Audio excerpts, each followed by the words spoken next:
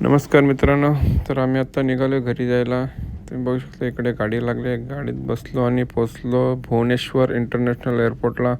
तिकडे बघू शकता मस्त विमान ठेवलं आहे. मग तिथून पुढे बोर्डिंग कंप्लीट केली, त्याच्यानंतर चेक इन केली आणि मग गेलो एअरपोर्टला. भरपूर गर्दी होती तिथे, बघू शकता लाईन लागली.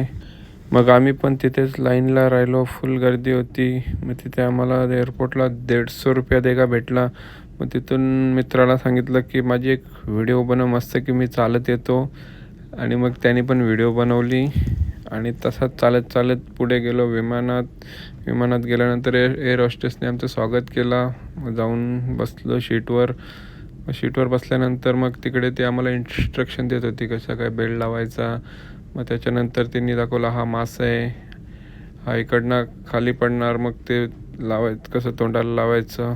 मग जेवण केलं आणि मग पोचलो मुंबईला. तुम्ही बघू शकता कशी चमकते मुंबई, सोन्याची मुंबई.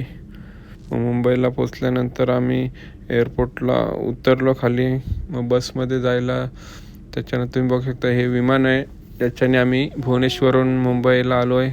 त्याच्यानंतर बसमध्ये बसल्यानंतर एअरपोर्टला पोचलो, लगेज कलेक्ट केले आणि मग तिथून निघालो बाहेर एअरपोर्टच्या. तुम्ही बघू शकता इकडे कसं डुक्कर ठेवलं आहे. मग ओला बुक केली आणि निघालो घरी यायला. धन्यवाद. ब्लॉग आवडला तर लाईक करा, फॉलो करा.